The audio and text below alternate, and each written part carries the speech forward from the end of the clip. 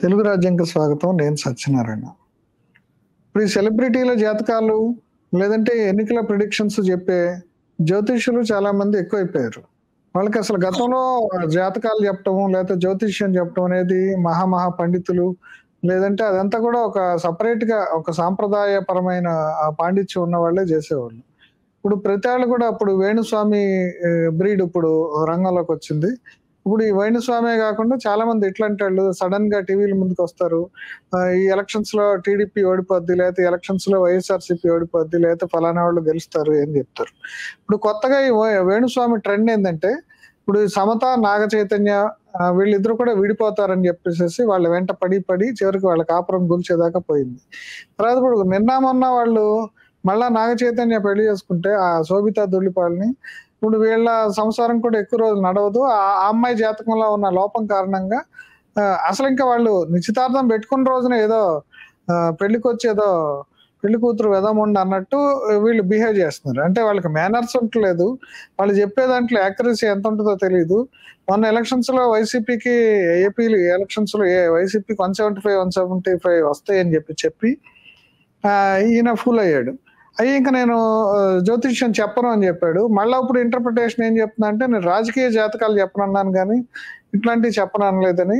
అంటే ఇట్లా వీళ్ళు మోసగాళ్ళు రకరకాల ఎత్తుగాళ్లతోటి మార్కెట్ లోకి వస్తున్నారు. ఈ మీడియా ద్వారా ఇక రకరకాలుగా సొసైటీ మీద ఇన్ఫ్లుయెన్స్ చేస్తున్నారు. అసలు ఇటువంటి వాళ్ళందరికీ చట్టం లిమిట్ లో ఏం లేదా? వాళ్ళు ఎవరి గురించి ఏది పడితే అది మాట్లాడవచ్చా? ఎవరి జీవితంలో ప్రైవసీలో వాళ్ళు ప్రవేశించవచ్చా? ఇట్లాంటి అంశాలన్నీ మనం అసలు చట్టం ఏం చెప్తుంది ఇట్లాంటి అంశాల పట్ల? మన దేశంలోనే ఈ రకమైన న్యూసెన్స్ ఉందా? విదేశాల్లో కూడా ఉందా? ఈ అంశాలన్నింటినీ మనతో చర్చించడానికి జూరిస్ట్ డాక్టర్ వివిఎల్ఎన్ శాస్త్రి గారు మనతో ఉన్నారు. ఆయన అడిగి మరిన్ని వివరాలు తెలుసుకుందాం. నమస్కారం అండి శాస్త్రి గారు. నమస్కారం అండి. అదండి ఈ మధ్యకాలంలో ఇప్పుడు వేణుస్వామి ఏమో మొన్న 175/175 వైఎస్ఆర్సీపీకి వస్తుందని చెప్పి అది రాలేదు. రాకపోగా వాళ్ళకి 11 సీట్లే వచ్చినాయి. దాంతో జాతకాలు చెప్పనన్నాడు. కానీ మళ్ళా ఈ పాపం నాగ చైతన్య ఏదో నిశ్చితార్థం పెట్టుకుంటే ఇక అమ్మాయి జాతకంలో తేడా ఉంది ఇట్లని మొదలు పెడుతున్నాడు. అంటే ఏంటి ఇట్లా ఇప్పుడు ఎవరు పడితే వాళ్ళు ఇట్లా పబ్లిక్ ఫిగర్స్ గురించి ఇట్లా చెప్పొచ్చు అసలు జాతకాలు? మీరు మంచి ప్రశ్న అడిగారు. ఇప్పుడు ప్రస్తుతం నేను చూస్తున్న దాంట్లో ఇది బాగా ట్రెండింగ్ కింద నడుస్తుంది. ఆంధ్ర అండ్ తెలంగాణ ప్రాంతాల్లోనూ తెలుగు మాట్లాడే వాళ్ళను కూడాను. ముఖ్యంగా ఇక్కడ జరుగుతున్న సంఘర్షణలా ఏంటంటే అసలు ఈ జ్యోతిష్ శాస్త్రానికి ఒక ప్రియాంబుల్ కింద చెప్తున్నాను. మీరు అడిగిన ప్రశ్నకి జవాబుకి వచ్చే ముందర ఏంటంటే జ్యోతిష్ శాస్త్రం అనేటువంటిది సైన్సా, ఆర్టా, లేకపోతే బోగస్సా అనేటువంటి మీమాంసలో చాలా మంది పడి అవి తేల్చుకోలేకే కొట్టుకుంటున్నారు. అందరూ కూడా ఒకరినొకరు కొట్టుకుంటున్నారు. అంత అగ్రెసివ్ అయిపోతున్నారు. వాళ్ళు పొజిషన్స్ తీసుకోవడంలో ఎలా అయిపోతున్నారంటే మీరు టీవీ5 మూర్తి అని చెప్పి ఒక యాంకర్ ఉన్నారు. ఆయన చూస్తుంటారు. నేను కూడా చూసాను 2-3 ఎపిసోడ్స్. ఆయన గెస్ట్ ని పిలిచి వాళ్ళు దెబ్బలాడుతూ ఉంటాడు. అర్నాబ్ గోస్వామి టైప్ లో నేషనల్ వాంట్స్ టు నో అని చెప్పేసి ఏమనంటే నేను శాస్త్రాలు చదివాను, తర్వాత నాకు తెలుసు ఆస్ట్రాలజీ అనేటువంటిది వేదాల్లో లేదు అంటూ ఉంటాడు. తర్వాత వాళ్ళేమో అక్కడ బంగారేశ్వరం లాంటి వ్యక్తులను పట్టుకొస్తాడు. బంగారేశ్వరం ఏమో మూర్తి ఎంత అగ్రెసివ్ గా ఉన్నాడో చూసి అతను ఆ విధంగా జవాబు చెప్తున్నాడు. కానీ అక్కడ ఫ్యాక్ట్ అనేటువంటిది వ్యూయర్స్ కి తెలియట్లేదు. ఆ చూసిన నేపథ్యంలో నాకు అనిపించింది ఏంటంటే ఇక్కడ ప్రజలకి మనం యాక్చువల్ గా అన్నిటిని క్రోడీకరించి ఒక సమగ్రమైన సమాచారాన్ని ఇవ్వడానికి మనం దీని ద్వారా ట్రై చేద్దాం. ఇవాళ డిస్కషన్ ద్వారా ట్రై చేద్దాం. దాంట్లో ఫస్ట్ అండ్ ఫార్మోస్ట్ గా ఏంటంటే అసలు ఆస్ట్రాలజీ అనేటువంటిది సైన్సా, ఆర్టా, బోగసా, లేకపోతే బోత్ సైన్స్ అండ్ ఆర్టా అనేటువంటి విషయం మీద కొంతసేపు టచ్ చేసి అప్పుడు మిగతా సబ్జెక్టులకు వెళ్తాము. యాక్చువల్ ఇండియన్ జ్యోతిష్యం అన్నా, లేకపోతే హిందూ జ్యోతిష్యం అన్నా, లేకపోతే వైదిక్ జ్యోతిష్యం అన్నా కానీ కూడా వీటిని శాస్త్రం మరియు కళ అంటే సైన్స్ ప్లస్ ఆర్ట్ అని చెప్తారు అనమాట. ఇది ప్యూర్ సైన్స్ కాదు, ఇది ప్యూర్ ఆర్ట్ కాదు, ఇది బోత్ ఆర్ట్ అండ్ సైన్స్. అంచేత దీంట్లో ఇది ఏ విధంగా సైన్స్ అంటే శాస్త్రం అంటేనే సైన్స్. ఏ విధంగా సైన్స్ అంటే ఈ జ్యోతిష్ శాస్త్రంలో జ్యోతిష పండితులు ఎవరైతే పండితులు ఉంటారో పండితుల గురించి మనం మాట్లాడుతున్నాం. ఆ పండితులు అంటే ఇక్కడ ఏ కాస్ట్ కి చెందిన వాళ్ళు కాదు. సబ్జెక్ట్ తెలుసుకుని ఆ సబ్జెక్ట్ ద్వారా నాలెడ్జ్ సంపాదించి ఆ సబ్జెక్ట్ ని ప్రాపర్ వేలో ఇంటర్ప్రిట్ చేసే వాళ్ళే పండితులు ఇక్కడ, అది గమనించాలి. నేను ఏంటంటే ఖగోళ శాస్త్రాన్ని ఉపయోగిస్తారు, ఆస్ట్రానమీ ఖగోళ శాస్త్రాన్ని ఉపయోగిస్తారు ఈ ఆస్ట్రాలజీలో. ఖగోళ శాస్త్రంలో ఏంటి ఉపయోగిస్తారు వాళ్ళు దాంట్లోనూ? ఈ వైదిక జ్యోతిష్యమైన, హిందూ జ్యోతిష్యమైన, వేదిక్ జ్యోతిష్యమైన ఖగోళ శాస్త్రంలో నుంచి మనం తీసుకునేది ఏంటంటే ఖగోళ మండలంలో జరిగే స్థితిగతులు మరియు గమనాల్ని గణితపరంగా లెక్కించడం, ఆ గణితపరంగా లెక్కించి వాటి ద్వారా జాతకాలను తయారు చేయడము, చార్ట్స్ ని విశ్లేషించడము, ఆ విధంగా ఏం జరగబోతోంది అనేటువంటివి ఆయా ఖగోళంలో ఉండే ఖగోళ మండలాల యొక్క స్థితిగతులను బట్టి ఇంటర్ప్రిటేషన్ చేయడం అనేటువంటిది ఈ ఆస్ట్రాలజీ. ఈ ఆస్ట్రాలజీ అందరికీ వస్తుందా అంటే రాదు, దీన్ని కూడా చదువుకోవాలి. ఇప్పుడు మీకు కొన్ని యూనివర్సిటీల్లో వీటిని పోస్ట్ గ్రాడ్యుయేట్ లెవెల్లో కూడా ఇంట్రడ్యూస్ చేశారు. దీన్ని ఒక సిస్టమేటిక్ లెవెల్లో చదువుకున్న వాళ్ళు తప్పకుండా వాళ్ళు ప్రాపర్ గా ఎక్స్ప్లెనేషన్ ఇవ్వగలరు, ప్రాపర్ గా ఎక్స్ప్లెయిన్ చేయగలరు. కానీ దీని పేరేంటి, సూడో పండిట్స్ వచ్చేసారు. సూడో పండిట్స్ అంటే తెలిసి తెలియని వాళ్ళు వచ్చేసేసి వాళ్ళకి నచ్చిన దాని ప్రకారం ఒక కల్ట్ ని క్రియేట్ చేసుకోవడానికి, ఎవరి మటుకు వాళ్ళంతా డబ్బులు చేసుకోవడానికి వాళ్ళు తాపత్రయపడుతున్నారు, వాళ్ళ మోడల్స్ క్రియేట్ చేసుకుని. వేణుస్వామి లాంటి వాళ్ళు అట్లాంటి వాళ్ళు అంటారు. అతని మోడల్ అతనికి ఉంది. అతని వేణుస్వామి మోడల్ ఒక డిఫరెంట్ మోడల్. యాక్చువల్ గా అతను చూసినట్లయితే మీరు ఒక సినిమాల ఓపెనింగ్స్ లో కొబ్బరికాయలు కొట్టి, తర్వాత లేకపోతే సినిమాలకి ముహూర్తాలు పెట్టే స్టేజ్కి ఎదిగి, ఆ తర్వాత నుంచి దీని పేరేంటి బగాలముఖి పూజలు అని చెప్పేసేసి, రాజశ్యామల యాగాలని చెప్పేసేసి అతను ఒక మోడల్ క్రియేట్ చేసుకున్నాడు.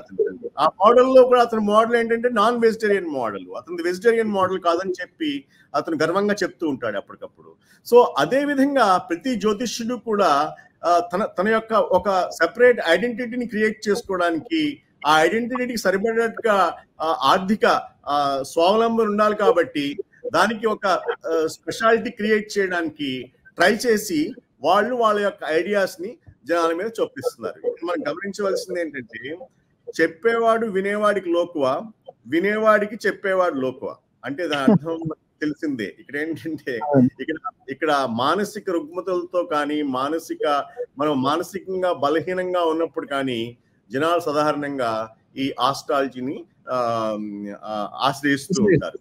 ఎందుకంటే గైడెన్స్ కోసం ఆ గైడెన్స్ కోసం ఆశ్రయించినప్పుడు వాళ్ళు ఎటువంటి గురువులను ఆశ్రయించాలి? మన హిందూ ధర్మంలో గురువులను ఆశ్రయించబడి ఉంది.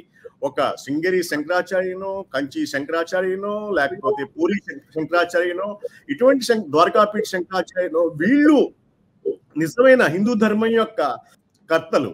వాళ్ళ దగ్గరికి వెళ్ళి మీరు స్వామి ఈ బాధల నుంచి తప్పించుకోగలమా అని అడిగినట్లయితే వాళ్ళు మీకు సరైన అసెస్మెంట్ చెప్తారు. అంటే వాళ్ళే మీకు ఆస్ట్రాలజీ చెప్పరు. వాళ్ళు ఏం చెప్తారంటే నువ్వు కర్మ అనుభవించు, నువ్వు గత జన్మలో చేసిన కర్మ ఫలం నువ్వు అనుభవించాలి, ఈ జన్మలో చేసిన తప్పులు కూడా నువ్వు కర్మ ఫలంలో అనుభవించాలి అని చెప్తారు. కానీ బియాండ్ దట్ నువ్వు దీనికి పరిహారం చేసుకో, దీనివల్ల నువ్వు కరెక్ట్ అయిపోతావు అని చెప్పరు. బికాజ్ నేను అందరు శంకరాచార్యుల దగ్గర కూడా నేను వెళ్ళాను, వాళ్ళందరూ కూడా లైక్ చేస్తారు. ఓకే, అందరి మీకు నా యొక్క వాళ్ళకున్న ప్రాక్సిమిటీతో వాళ్ళు చెప్పే ధర్మ దీన్ని ఏమంటాం మనం ఈ ప్రవచనాలతో నేను గమనించింది మీకు చెప్తున్నాను అనమాట. అటువంటి వ్యక్తులు ఎప్పుడు కూడా చీప్ గా. గతంలో మీకు దైవజ్ఞ శర్మ అని ఒక ఆయన ఉండేవాడు అండి. ఆయన కూడా ఏదో సంఖ్యాశాస్త్రం అది స్వాతి పత్రిక ద్వారా ఆయన చాలా పాపులర్ అయ్యాడు. ఎందుకనో మరి వెనకబడిపోయాడు. కానీ ఆయన ఇంత కమర్షియల్ కాదు, అంటే ఇంత కమర్షియల్ కాదు, ఈ రకంగా మీడియా పిచ్చి ఉన్నాడు కాదు. ఆయన కూడా ప్రతి సభలో అక్కడ కనపడుతూ ఉంటాడు. అవును, అతను పొలిటీషియన్స్ ఎక్కడుంటే అక్కడ ఉండేవాడు గతంలో. ఆ ప్లేస్ ని వేణుస్వామి ఆక్యుపై చేయడానికి ట్రై చేస్తున్నట్టుగా నాకు అనిపిస్తూ ఉంటుంది. అదే ఎప్పటికప్పుడు గ్యాప్ ఉన్నప్పుడు, వాక్యూమ్ ఉన్నప్పుడు కొత్తవాడు వస్తూ ఉంటాడు. దైవజ్ఞ శర్మ ఇప్పుడు కొద్దిగా తక్కువలో ఉన్నాడు కాబట్టి అతను ఇంకా బతికే ఉన్నాడు కాబట్టి ఇప్పుడు ఈ వేణుస్వామి ఆ గ్యాప్ ని అగ్రెసివ్ గా కవర్ చేయడానికి ట్రై చేస్తున్నాడు అనమాట. ఇక్కడ నేను కొంత గిలింక్ అయ్యాను. ఏమని చెప్తున్నానంటే మన ఆస్ట్రాలజీ అనేటువంటిది బోత్ సైన్స్ అండ్ ఆర్ట్. ఇక్కడ ఖగోళ శాస్త్రాన్ని, మన గ్రహగతుల్ని, వాటిలన్నిటిని మన చార్ట్స్ ప్రకారం వర్ణించి చెప్పడం అనేటువంటిది సైన్స్ అయినట్లయితే, దాన్ని అర్థం చేసుకుని చెప్పగలిగే శక్తి ఉండడానికి మనకి ఎడ్యుకేషన్ కావాలి దాంట్లో, ఆ శాస్త్రాల్లో. ఆ ఎడ్యుకేషన్ ఉన్నవాడు ఖచ్చితంగా కొంతవరకు చెప్పగలడు, మంచిగా చెప్పగలడు. కానీ ఆ ఎడ్యుకేషన్ లేకుండా మిడిమిడి జ్ఞానంతో తామే గొప్పవాళ్ళం అని చెప్పి అనుకునే వాళ్ళు చెప్పేది ఎంతవరకు కరెక్ట్ అవుతుందంటే అది అది మనం ఒక టాస్ వేయడం లాంటిది, అంతకు మించి ఏం లేదు. ఓకే, సో అదేమవుతుంది, మానసిక దుర్బలతో ఉన్న వాళ్ళు, మానసికంగా కృంగిపోతున్న వాళ్ళు, వాళ్ళకి కొంత ఆసరా కావాలనుకున్నప్పుడు వీళ్ళు చెప్పే మాటలు కానీ వీళ్ళు చెప్పే రెమెడీస్ కానీ కొంత సూతింగ్ ఎఫెక్ట్ కలిగిస్తాయి మనకి. అలా చేస్తే అవుతుందేమో, అదొక హోప్ అనమాట. వేణుస్వామి ఎవరు అడిగినా అడగపోయినా సరే వాళ్ళ గురించి ప్రిడిక్షన్స్ చెప్తున్నాడు మీడియా ముందుకు వచ్చి. అది తప్పు సమస్య లేదండి, అది తప్పు. ఎందుకంటే వేణుస్వామి అవనివ్వండి, వేణుస్వామి కాకపోతే ఏ యొక్క ఆస్ట్రాలజర్ అవనివ్వండి, వేణుస్వామిని చంద్రబాబు నాయుడు లేదంటే జగన్మోహన్ రెడ్డి పిలిచి బాబు మేము గెలుస్తామా లేదా మా ఏంటి ప్రిడిక్షన్ చెప్పమంటే అది ఒక ప్రైవేట్ వ్యవహారం, ఆ గదిలో అయిపోతుంది, వాళ్ళు దానికి సంబంధించిన రెమెడీస్ ఏదో చేసుకుంటారు. అట్లా కాకుండా వాళ్ళతో సంబంధం లేకుండా ఈయన వచ్చి ఒక టీవీ ఛానల్ ముందు చెప్పటము, దానికి పెద్ద ప్రచారం రావటము, ఇది ఒక ట్రెండ్ అయిపోయింది ఈ మధ్యకాలంలో. అంటే దానికి సంబంధించి ఏంటి లీగల్ గా అసలు ఏంటి దాని అంటే ఇట్లా ఎవరైనా మాట్లాడవచ్చు, ఎవరు పడితే వాళ్ళు ఎక్కడ పడితే అక్కడ ఏది పడితే అది మాట్లాడటానికి చట్టం అనుమతిస్తుందా?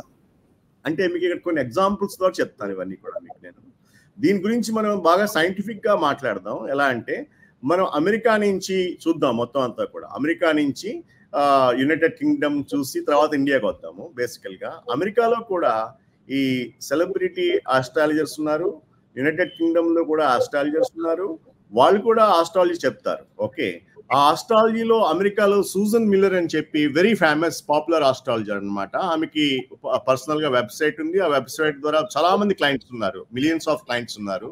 అదే విధంగా రిక్ లెవిన్ అనేటువంటి వాడు కూడా పాపులర్ ఆస్ట్రాలజర్ అమెరికాలో. మరి మీరు అక్కడి నుంచి యునైటెడ్ కింగ్డమ్కి వచ్చినట్లయితే యునైటెడ్ కింగ్డమ్ లో కూడా రజల్ గ్రాంట్ అని చెప్పి, జొనాథన్ కెయినర్ అని చెప్పి, వీళ్ళు కూడా పాపులర్ ఆస్ట్రాలజర్స్, అంటే గొప్ప ఆస్ట్రాలజర్స్ అనమాట వీళ్ళు యాక్చువల్ గా. తర్వాత ఇండియాకి వచ్చినప్పుడు మీరు చూసినట్లయితే టాప్ లెవెల్ ఆస్ట్రాలజర్ ఎవరంటే బేజన్ దారువాలా ఉండేవాడు. మననే ఈ మధ్యన కోవిడ్ టైంలో ఆయన పోవడం జరిగింది. ఆ తర్వాత మన కేఎన్ రావు గారు అని చెప్పి ఉండేవారు. ఓకే, ఆయన కూడా దేశం వైడ్ బాగా గొప్పగా గౌరవింపబడిన ఆస్ట్రాలజరు. అందరూ కూడా ఆయన గౌరవిస్తారు. అంటే ఏంటి, ఆయన ఫోర్స్ చేయడు ఎవరిని, ఆయన పిలిపించుకుని చెప్పించుకునేవారు కేఎన్ రావు గారు అని చెప్పి. తర్వాత ఆస్ట్రేలియాలో కూడా ఉన్నారు ఆస్ట్రాలజీ చెప్పేవాళ్ళు, ఫ్రాన్స్ లో ఉన్నారు. అలా మనం చూసినట్లయితే ప్రతి కంట్రీలో కూడా ఈ ఆస్ట్రాలజీ అనేటువంటిది ఉంది. ఆ దేశ కాలమాన పరిస్థితుల ప్రకారం వాళ్ళు ఫాలో అయ్యే సన్ సిస్టమా మూన్ సిస్టమా దాని ప్రకారం ఆ దేశాల యొక్క ఆస్ట్రాలజీస్ ఉన్నాయి. అయితే ఇక్కడ సెలబ్రిటీ స్టేటస్ కి వచ్చినప్పుడు, సెలబ్రిటీ స్టేటస్ లో మనం ఎవరిని సెలబ్రిటీ అంటాం, పబ్లిక్ లో పేరు వచ్చి ఒక బ్రాండ్ నేమ్ ఏర్పడినప్పుడు, అదే అమెరికాలో అయితే వాళ్ళు వాళ్ళ కాపీ రైట్స్ కానీ ట్రేడ్ మార్క్స్ కానీ తర్వాత ఐపీఆర్స్ ఇంటెలెక్చువల్ ప్రాపర్టీ రైట్స్ కానీ వాళ్ళు క్రియేట్ చేసుకుంటారు వర్క్స్ మీద కానీ వాళ్ళ పర్సనాలిటీస్ మీద కానీ. ఓకే, సో అలా క్రియేట్ చేసుకున్నప్పుడు అక్కడ ఆ వ్యక్తుల యొక్క పర్మిషన్ లేకుండా, ఎన్ఓసి లేకుండా వాళ్ళ గురించి నేను పబ్లిక్ లో వెళ్ళి యూట్యూబ్ ఛానల్స్ లోను టీవీల్లోనూ మాట్లాడేస్తానంటే వాళ్ళు ఒప్పుకోరు. ఎందుకంటే అది ప్రైవసీని, ఇంటర్నల్ ప్రైవసీని, వ్యక్తి యొక్క ఇండివిజువల్ ప్రైవసీని అది దెబ్బతీయడం జరిగినట్టు అవుతుంది. దాంతో ఏమవుతుంది, అనే మానసిక సమస్యలు వస్తాయి. నిజంగా వాళ్ళకి అటువంటి నెగటివ్ అభిప్రాయాలు లేకపోయినా కానీ నెగటివ్ బాగా చొప్పించినట్లయితే వాళ్ళు ఆ విధంగా ఫాలో అయ్యే అవకాశం కూడా వస్తుందేమో. బికాజ్ ఇతను ఎవడో చెప్పాడు, గతంలో ఏదో చెప్పింది జరిగింది అంటున్నాడు, ఇతను చెప్పింది జరుగుతుందేమో అని చెప్పి ప్రతి విషయంలోనూ కూడా నిశ్చితంగా పరిశీలించి వాళ్ళు ఆ మ్యాటర్స్ ని సీరియస్ గా తీసుకోవడం జరుగుతుంది. అందుచేతనే ఇక్కడ ఆస్ట్రాలజర్స్ ఏం చేయాలంటే, సెలబ్రిటీ ఆస్ట్రాలజీ పబ్లిష్ చేయొచ్చు, బట్ కానీ ప్రైవసీ ఇష్యూస్ కి సంబంధించి పబ్లిష్ చేయడం అంటే ఏంటి, మాట్లాడడం కానీ యూట్యూబ్ లో పెట్టడం కానీ లేకపోతే మీడియా ద్వారా పెట్టడం కానీ పేపర్లలో ప్రకటించడం కానీ పేపర్లో ఇంటర్వ్యూస్ ఇవ్వడం, న్యూస్ పేపర్స్ లో ఇంటర్వ్యూస్ ఇవ్వడం కానీ చేసేటప్పుడు వాళ్ళు గమనించవలసింది ఏంటంటే ప్రైవసీ అండ్ ఎథిక్స్. ఆస్ట్రాలజర్స్ అందరూ కూడా ఇంక్లూడింగ్ వేణుస్వామి అవనివ్వండి, నరసింహాచార్యులు అవనివ్వండి, ఎవరైనప్పటికీ కూడా వాళ్ళు ఏం గుర్తులో పెట్టుకోవాలంటే సెలబ్రిటీస్ దగ్గరికి వచ్చినప్పుడు, ఎవరి దగ్గరికి వచ్చినా కానీ సెలబ్రిటీసే కాదు ఇంకొక వ్యక్తి థర్డ్ పర్సన్ ఎవరైనా వచ్చినప్పుడు ఆ థర్డ్ పర్సన్ గురించి మీరు మాట్లాడాలని అనుకున్నప్పుడు ఆ థర్డ్ పర్సన్ కి మీరు తెలియజేసి ఆ థర్డ్ పర్సన్ యొక్క పర్మిషన్ తీసుకుని మాట్లాడితే పర్లేదు, కానీ పర్మిషన్ తీసుకోకుండా ఎవరు పిలవకుండా, ఎవరు మీకు రిఫరెన్స్ చేయకుండా, మీ ఎంత మీరుగా వచ్చినా, లేకపోతే ఇంకొక ఎవరో థర్డ్ పర్సన్ ప్రవోక్ చేస్తే మాట్లాడినా, ఇంకొకళ్ళు ఇన్ఫ్లుయెన్స్ చేసి మాట్లాడించినా కానీ అది ప్రైవసీ రైట్స్ ని భంగం చేసినట్లు అవుతుంది. అది ఒకటి ఈ ఆస్ట్రాలజర్స్ గుర్తుపెట్టుకోవాలి. అంతేకాకుండా how far it is ethical అంటే అది ఎథికల్ కాదు. బికాజ్ ఇప్పుడు ఎథికల్ అవ్వాలంటే వేణుస్వామి అయినా కానీ, నరసింహాచార్యులు అయినా కానీ, వీళ్ళు ఎవరైనా కానీ క్వాలిఫికేషన్స్ చూపించాలి. Are you a doctorate in astrology, are you a post graduate in astrology, నీకు ఏదైనా సర్టిఫికేట్ ఉందా, ఎక్కడి నుంచి ఉంది, దాని ప్రామాణికత ఏంటి అనేటువంటిది వాళ్ళు ఆ ఆర్గనైజ్డ్ బేసిస్ గా వచ్చినట్లయితే అప్పుడు మనం క్వశ్చన్ చేయలేం. కానీ సాంప్రదాయ సాముద్రికం నేర్చుకున్న వాళ్ళు కూడా ఉంటారు కదండి, అంటే వంశ పారంపర్యంగానో లేదంటే ఒక గురువుని ఆశ్రయించో నేర్చుకున్న వాళ్ళు కూడా ఉంటారు. ఆ సాంప్రదాయకంగా నేర్చుకున్న జనరేషన్ నా ఉద్దేశం ప్రకారం నేమాని సిద్ధాంతి అని చెప్పి కాకినాడలో ఉండేవారు. ఓకే, అలాగే రేలంగి తంగిరాళ్ళ సిద్ధాంతి గారు ఉండేవారు. వాళ్ళు పోయిన తర్వాత నా ఉద్దేశం ప్రకారం తర్వాత ఎవరికి కూడా అవి అంత రాలేదు. సో అందుచేత అది అక్కడితోనే ఎండ్ అయిపోయింది. ఓకే, ఈ కొత్తగా వచ్చి వాళ్ళు నా ఉద్దేశం ప్రకారం మన ఆంధ్రాలో పొట్టి శ్రీరాములు యూనివర్సిటీ ఉంది, పొట్టి శ్రీరాములు యూనివర్సిటీలో ఈ కోర్సెస్ చెప్తారు. వాళ్ళు వెళ్ళి సర్టిఫికేషన్ తెచ్చుకోవాలి. ఆ సర్టిఫికేషన్ కంపల్సరీగా ఉంటే వాళ్ళు చెప్తే వాళ్ళని మనం క్వశ్చన్ చేయడానికి లేదు. కానీ ఇప్పుడు ఈ ఆస్ట్రాలజీని ఒక వీక్నెస్ గా తీసుకుని, అంటే మనుషుల యొక్క వీక్నెస్ మైండ్ లో పెట్టి ఆస్ట్రాలజీని ఉపయోగించుకుని డబ్బులు చేసుకుందాం అని చెప్పి ఎవరు పడితే వాళ్ళు ఆస్ట్రాలజర్స్ కింద అవతారం ఎత్తేస్తున్నారు. ఆ అవతారం ఎత్తడం అనేటువంటిది అది అనెథికల్. అది వాళ్ళు చెప్పేది ఎంతవరకు యాక్యురేటు అనేటువంటిది కూడా పెద్ద క్వశ్చన్ మార్క్ యాక్చువల్ గా. దీంట్లో లీగల్ కన్సిడరేషన్స్ ఏంటంటే కొన్ని డెవలప్డ్ కంట్రీస్ లో లీగల్ జ్యూరిస్డిక్షన్స్ లో మనం చూసినట్లయితే ఈ ఆస్ట్రాలజికల్ ప్రిడిక్షన్స్ అనేటువంటివి without the permission or NOC ఎవరైనా థర్డ్ పర్సన్ గురించి మాట్లాడినట్లయితే వాళ్ళు డ్యామేజెస్ ఇటువంటి వ్యక్తుల నుంచి క్లెయిమ్ చేయొచ్చు, డిఫేమేషన్ క్లెయిమ్ చేయొచ్చు. సో దాని ద్వారా వీళ్ళకి ఈవెన్ వాళ్ళ పర్సనల్ లైఫ్ డిస్ట్రాయ్ చేసినట్లయితే ఓకే క్రిమినల్ యాక్షన్ కూడా తీసుకోవచ్చు మనం వీళ్ళ మీద. అయితే ఇండియాలోకి వస్తున్నాయి, ఇండియా మ్యాటర్లోకి వస్తున్నాను మీకు నేను. ఇది మోస్ట్ డెవలప్డ్ కంట్రీస్ లో జరుగుతున్న ప్రాక్టీస్.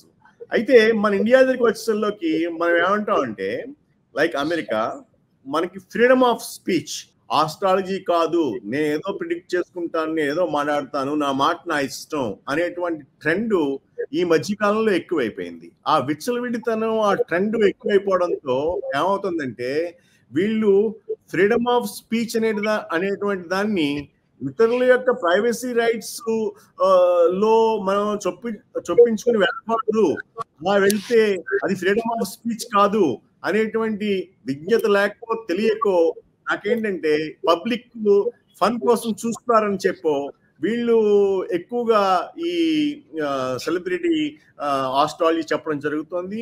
అంతేకాకుండా ఎలక్షన్స్ కూడా వీళ్ళు ప్రిడిక్ట్ చేస్తున్నారు. ఇంపార్టెంట్ లీడర్స్ ఎంతకాలం బతుకుతారు, ఎవరెప్పుడు పోతారు అది కూడా చెప్పేస్తున్నారు. అసలు ఆస్ట్రాలజీలో అటువంటి చెప్పడం నిషిద్ధం.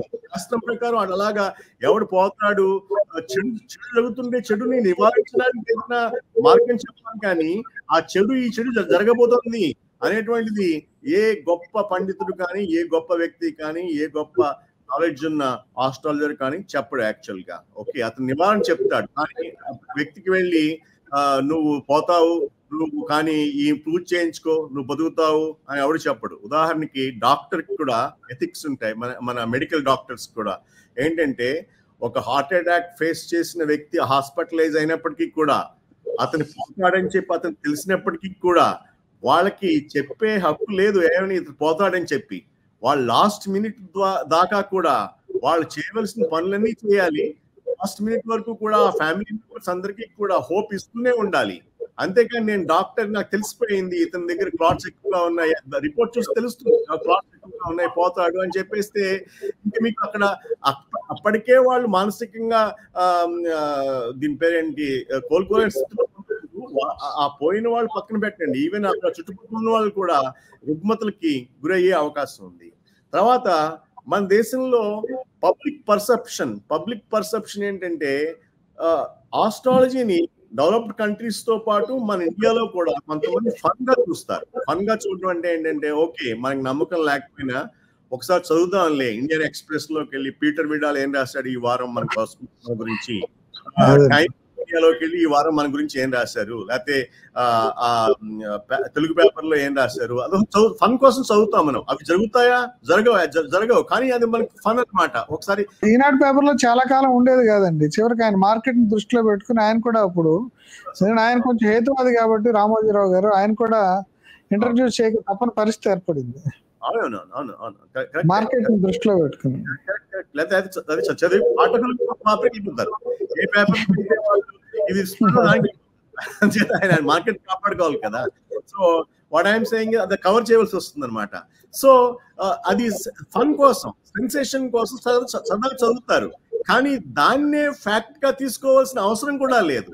కానీ ఇక్కడ ఏమవుతుంది, అది ఫన్ అని ఎవరు తీసుకోగలరు? నేనున్నాను, నేను చదువుతాను, నేను కూడా చదువుతాను, కానీ అది నేను ఫన్ గా తీసుకుంటా, కానీ ఎప్పుడు సీరియస్ తీసుకోండి నేను దాన్ని. ఓకే, ఒక్కొక్కటి మ్యాచ్ ఒక్కొక్కసారి ఎప్పుడో 100లో 1 మ్యాచ్ అవుతుంది, కానీ ఆ ఒక్కటి మ్యాచ్ అయిందని చెప్పి నేను అదే గుడ్డిగా వెళ్ళిపోను దాంట్లోకి. ఎందుకు? నాకు హేతుబద్ధతగా నేను ఆలోచించగలను కాబట్టి, హేతుబద్ధంగా అంటే రేషనల్ గా ఆలోచించగలను కాబట్టి.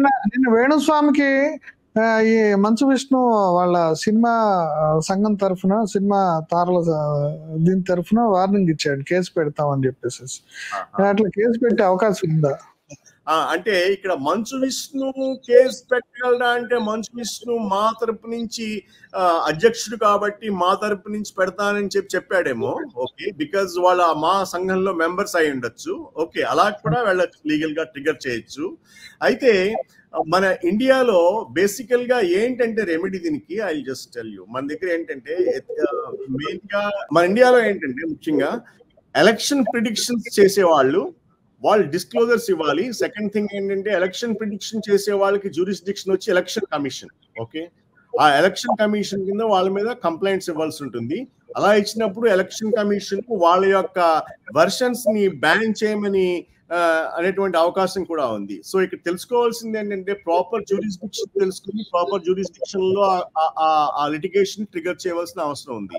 ఇప్పుడు మన ఆంధ్రాలో ఆస్ట్రాలజర్స్ కానీ మన ఇండియాలో ఆస్ట్రాలజర్స్ కానీ సిఫాలజిస్టులు అయిపోయి వాళ్ళు ఏం చెప్తున్నారంటే పలానా వాడు నెగ్గుతాడు, పలానా వాడు నెగ్గడు అని చెప్పేస్తున్నారు. కానీ దానికి సైంటిఫిక్ రీజన్స్ ఉన్నాయా అంటే వాళ్ళు ఏదో పట్టుకొస్తున్నారు, కానీ దాని ఎంతవరకు evidence based, is it evidence based? ఆ ఎవిడెన్స్ బేస్డ్ మనకి చూపించలేకపోతున్నారు. దాని చేత అటువంటి వాళ్ళ మీద ఎలక్షన్ కమిషన్ అనేటువంటిది చర్యలు తీసుకోవచ్చు. అటువంటి ఎప్పుడైనా కానీ కూడా ఎలక్షన్ ముందు అటువంటి ప్రిడిక్షన్స్ వస్తున్నా కానీ అటువంటి బ్రాడ్కాస్ట్ మనం ఆఫ్ చేయొచ్చు ఎలక్షన్ కమిషన్ ని అప్రోచ్ అవడం ద్వారా. తర్వాత ఇంకోటి ఏంటంటే, మేజర్ థింగ్ ఏంటంటే డిఫేమేషన్ అండ్ ప్రైవసీ. ఈ సెలబ్రిటీస్ గురించి, పర్సనాలిటీస్ గురించి, పర్సనల్ లైఫ్స్ గురించి, ప్రైవసీ లాస్ గురించి డిఫేమేషన్ రెగ్యులేషన్ కింద వాళ్ళ మీద ఎంతైనా డిఫేమేషన్ వేయచ్చు. ఫర్ ఎగ్జాంపుల్ ఇప్పుడు మీకు ఈ నాగ చైతన్య సమంత మీద అతను ప్రిడిక్షన్ ఇచ్చింది, ఓకే అది కరెక్ట్ అయిందని చెప్పుకుంటాడు, కానీ much before they divorce I think he started speaking about that. And అదే విధంగా ఇప్పుడు కొత్తగా వాళ్ళు ఇంకా పెళ్లి చేసుకోబోతుండే పెళ్లి చేసుకున్న తర్వాత కలిసి ఉండరు అని చెప్పేస్తున్నాడు. సో అలా చెప్పడం తప్పు, అనెథికల్. అది కూడా అమ్మాయి జాతకం, శోభితా ధూళిపాళ జాతకంలో ఉన్న ఒక లోపం కారణంగా బ్రేక్ అవుతుంది అనేది చెప్తున్నాడు. అది చెప్పలేడు యాక్చువల్ గా. As per astrological science and its connection with Vedas and its connection with other artistic interpretations, నేను చూసినప్పుడు ఏ వ్యక్తి కూడా ఫ్యూచర్ ని సరిగ్గా ప్రిడిక్ట్ చేయలేడు. అది ఎంతో దానికి ఇది కావాలి, ఫోకస్ కావాలి, దానికి ఎంతో ఏకాగ్రత కావాలి, దానికోసం తపస్సులు చేయాలి. ఇలాగా రోజు నిత్యం ఒక కాంట్రవర్సీలో ఉండి రోజు తమ పూజల్లో నిమగ్నమై ఉండి కమర్షియల్ పూజల్లోనూ అటువంటి వ్యక్తులు ఈ ఆస్ట్రాలజికల్ గా మరి ఫ్యూచర్ గురించి సరిగ్గా చెప్పగలరా అంటే దట్ ఈస్ డౌట్ఫుల్. నాకు డౌట్ఫుల్. అది పక్కన పెట్టినట్లయితే అది అనెథికల్. ఫస్ట్ ఆఫ్ ఆల్ ఆ విధంగా చెప్పడం అనేటువంటిది అనెథికల్. ఆ విధంగా చెప్పిన వాళ్ళని ప్రైవసీ వాళ్ళు మన ప్రైవసీలోకి ఇంట్రూడ్ అయ్యి మన పర్సనల్ లైఫ్స్ ఎఫెక్ట్ అయ్యేలాగా మన మీదకి వస్తున్నారు కాబట్టి వాళ్ళ మీద క్రిమినల్ యాక్షన్ తీసుకోవచ్చు. అంతేకాకుండా వాళ్ళ మీద మనం డిఫేమేషన్ సూట్స్ వేయచ్చు. ఫర్ ఎగ్జాంపుల్ నాగ చైతన్య అయినా, శోభితా ధుళిపాల అయినా ఖచ్చితంగా వాళ్ళ నెట్వర్క్స్ ఎక్కువ ఉంటాయి. వాళ్ళు ఎక్కువ అమౌంట్ ని కూడా క్లెయిమ్ చేయొచ్చు వీళ్ళకి, బికాజ్ వాళ్ళ లైఫ్ లాంగ్ ఇప్పుడు సమంత అయినా క్లెయిమ్ చేయొచ్చు మన వేణుస్వామి నుంచి ఆ విధంగా చెప్పినందుకు. So what I'm saying is, ఇక్కడ ఈ మన ఇండియాలో ఉన్న మన ఇండియన్ లాస్ ప్రకారం వీళ్ళ కంఫర్ట్ ఏంటి, ఫ్రీడమ్ ఆఫ్ స్పీచ్ కింద కొట్టుకుపోదాం అనుకుంటారు. కానీ ఫ్రీడమ్ ఆఫ్ స్పీచ్ కింద కొట్టుకుపోదాం అని ట్రై చేసినా కానీ కూడా ఎఫెక్టివ్ లిటిగేషన్ నడిచినట్లయితే వీళ్ళని డిఫేమేషన్ కింద, intrusion into individual privacy leading to destruction of lives కింద వీళ్ళని మన ఇండియన్ లాలో బుక్ చేసి వీళ్ళని ప్రాసిక్యూట్ చేయొచ్చు. ఆ విధంగా ప్రాసిక్యూట్ చేయడం ద్వారా వీటిని నివారించవచ్చు. అయితే మన ఇండియాలో ఒక రెగ్యులేషన్ లేదు. ఏం రెగ్యులేషన్ లేదంటే, ఇలాగా ఫ్రీగా బయటకు వచ్చి ఏది పడితే అది వాగితే ఒక రీజన్ లేకుండా వాగే వాళ్ళకి నియంత్రణ లేదు. వాళ్ళు ఫ్రీడమ్ ఆఫ్ స్పీచ్ కింద కొట్టుకుపోతూ ఉంటారు. సో ఆ నేపథ్యంలో మనం ఇక్కడ చూడవలసింది ఏంటంటే, ఈ వేణుస్వామి అయినా ఇంకొక వ్యక్తి ఎవరైనా కానీ కూడా, ఎవరైనా ఇటువంటి ఆస్ట్రాలజీ బిజినెస్ లో ఉన్న వాళ్ళు ఎవరైనా కానీ, వాళ్ళు ప్రామాణికత లేకుండా, అంటే ఒక సర్టిఫికేషన్ లేకుండా, ఏదో మామూలు ఎక్కడి నుంచో నేర్చుకున్నాం అన్నట్లుగా అటువంటి రూట్ నుంచి, పాత్వే నుంచి వచ్చినట్లయితే వాళ్ళందరికీ నేను చెప్పేది ఏంటంటే, ఫస్ట్ మిమ్మల్ని మీరు ప్రామాణికత పెంచుకోవడానికి, సర్టిఫికేషన్ పొందడానికి ట్రై చేయండి. దాంతో పాటు స్కిల్స్ ఎక్వైర్ చేయండి, సైంటిఫిక్ గా ఉండండి, ఇతరుల యొక్క ప్రైవసీకి ఇంపార్టెన్స్ ఇవ్వండి. తర్వాత అంతేకాకుండా మీరు అనెథికల్ యాక్ట్స్ లోకి ఇంటర్ఫియర్ కాకూడదు. అంతేకాకుండా మీరు ఎల్లప్పుడూ ఫుల్ డే అండ్ నైట్ మీరు ఈ యూట్యూబ్ ఛానల్స్ లోను, టీవీస్ లోను కూర్చుని ఈ సెలబ్రిటీ ఆస్ట్రాలజీస్ గురించి మాట్లాడినట్లయితే ఇంకా మీరు భగవతోపాసన ఎప్పుడు చేస్తారు? ఆ శక్తి మీరు రావడానికి, ఆ శక్తి మీరు కోల్పోయిన కారణంగానే ఒకవేళ మీరు ప్రిడిక్ట్ చేసిన ఈ మధ్యన లేటెస్ట్ ఎలక్షన్ రిజల్ట్స్ కూడా దెబ్బతిన్నాయేమో అని చెప్పి నా యొక్క అభిప్రాయం అండి. అంటే ఫైనల్ గా లీగల్ గా రెమెడీ ఏంటంటారు? ఇప్పుడు వాళ్ళ మీద, వేణుస్వామి లాంటి వాళ్ళ మీద బాధితులు కేసు పెట్టాలి మీద ఖచ్చితంగా ఒక 25 crores to 50 crores defamation case వేయాలి. ఓకే, డ్యామేజెస్ కి డిఫేమేషన్ వేస్తూ డ్యామేజెస్ కి వేయాలి 50 crores దాకాను. అంతేకాకుండా ప్రైవసీని ఇంట్రూడ్ చేసి ఒక సమంత లైఫ్ రూయిన్ చేశాడని చెప్పైనా కానీ, ఇప్పుడు మళ్ళీ కొత్త లైఫ్ స్టార్ట్ చేయబోతున్న శోభితా ధూళిపాల యొక్క లైఫ్ ని డిస్ట్రాయ్ చేయబోతున్నాడని చెప్పి కానీ, ఒకవేళ దీనివల్ల మేము మానసికంగా ఎఫెక్ట్ అవుతున్నాం అని చెప్పి నాగ చైతన్య ఫ్యామిలీ కానీ, వాళ్ళు కూడా దీంట్లో ఇతని పైన defamation plus intrusion into privacy కింద కేసెస్ ఫైల్ చేస్తే ఇటువంటి వాళ్ళని నియంత్రించడానికి మనకి అవకాశం దొరుకుతుంది. Okay sir, thank you sir. అదే ఇప్పుడు వేణుస్వామి లాంటి వాళ్ళని కట్టడి చేయడానికి ఏ రకమైన లీగల్ రెమెడీస్ ఉన్నాయి అనేది శాస్త్రి గారు మనకు వివరించారు. ఈ విషయాలన్నీ మనకు చెప్పినందుకు ఆయనకు థ్యాంక్స్ అండి. నమస్తే సార్. నమస్తే. Please do subscribe to Telugu Rajyam channel. Please do subscribe to Telugu Rajyam channel. Please do subscribe to Telugu Rajyam channel. Hi అండి, నేను మీ ఆర్పీని, నెల్లూరు పెద్దారెడ్డి చేపల పులుసు ఓనర్ని. మీరు తెలుగు రాజ్యం అనే ఈ యూట్యూబ్ ఛానల్ సబ్స్క్రైబ్ చేసుకుని మంచి వీడియోలతో వస్తారు. Thank you so much. Hi people, I'm Sonakshi Verma and you please watch Telugu Rajyam and please subscribe to the channel.